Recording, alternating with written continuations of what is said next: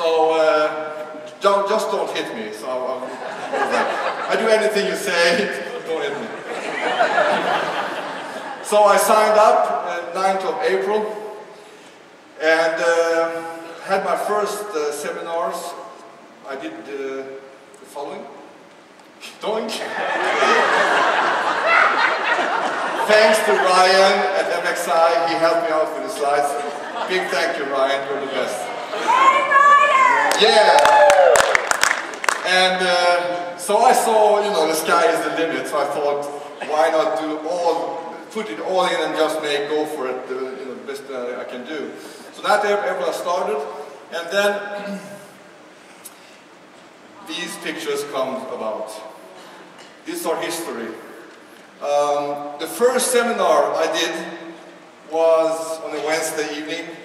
I didn't even have the chocolate for 3 weeks. So the first week, you know, month so, I didn't even taste the chocolate.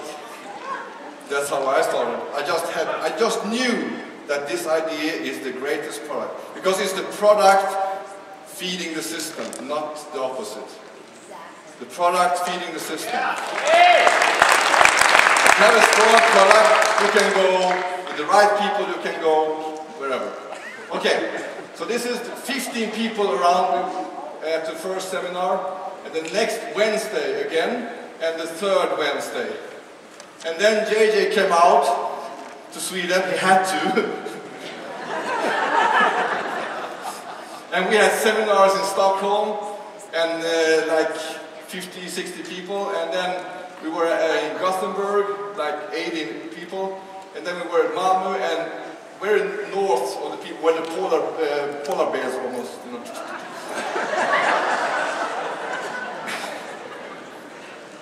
So that's how it started. And JJ had a fantastic leadership meeting. And he taught us you know, the basics and what we didn't know. He filled up the gaps. And yeah, that's my first leadership there. The guy above there is Øyvind, he's from Norway, and he's one of the leaders there. I will show you some cool pictures soon. And then we had a party also, of course. That was great. What did you say, JJ, about the first meeting? It was fantastic. Yeah. Great. And then after 3 months, we got to gold.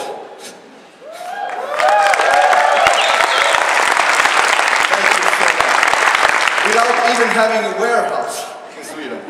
So we got the products from England in a bulk shipment, kind of, and 10, 20 packs a time. So all the orders came to our apartment. And we had like 800 boxes or so, the most, in our apartment. We could have a chocolate contest. Swim in it. It was crazy. Sophie, my wife, she almost cried when the truck came up with the pallets. Just we live in a condo or whatever you call it, and a street there, a normal street, you know, wherever in Sweden, and then it was lined up. You should have seen the pallets, dun, dun, dun, dun, dun, like this. Okay, so we got this awesome trip. What's very interesting is, for me, is that I've never been to US before in my whole life. This is the second time around, and I've never been to US. So this was the first time, and I was like a baby. I was like a kid, I mean. You know, going around, checking this, checking that, and oh, I was totally thrilled. And we got to stay at this fantastic hotel also. Meet all the people there, and it was fantastic. So, the route...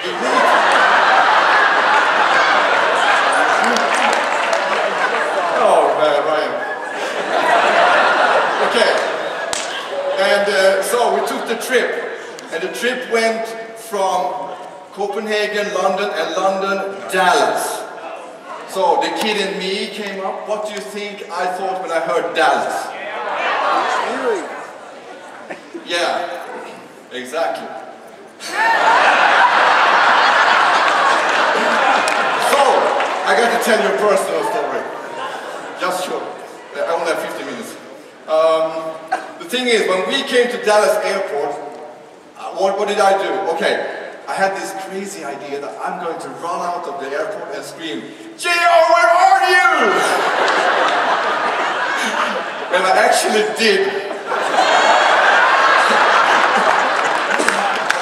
Oh, so let's continue. Thank you, J.R., for that one. So I met the lovely Brooks family, and I got some hugging to do. This was the first time I ever met Jeanette in my life. We've been talking a couple of times, but this is the first time. It was a hug party.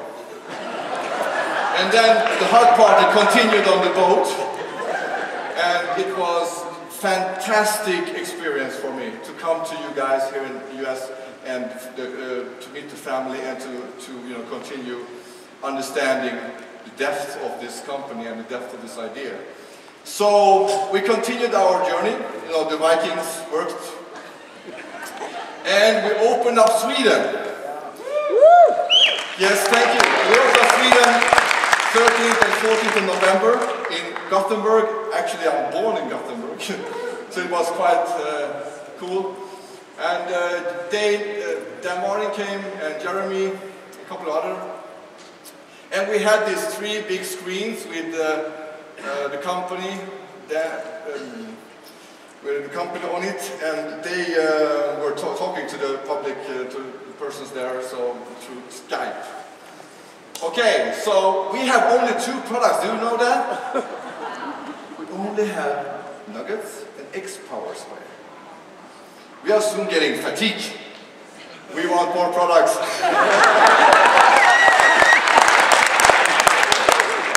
We need more products, and they are coming, I know that. Okie doke. Norway.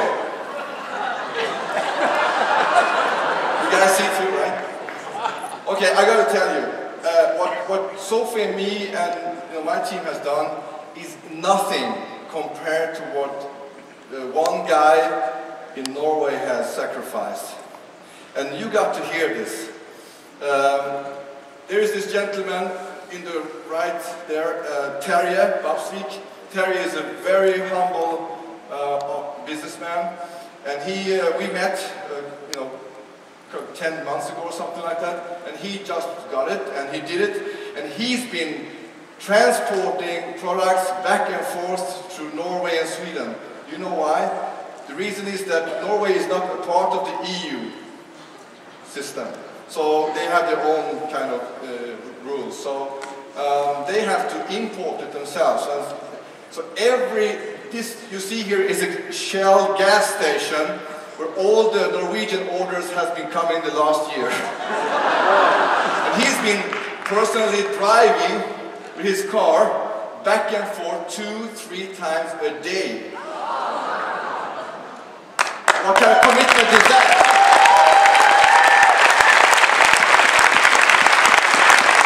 Yeah. I wish Terje were here so I could bring him up. I mean, he deserves a car.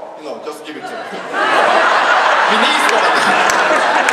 I'm sorry, Terje. So,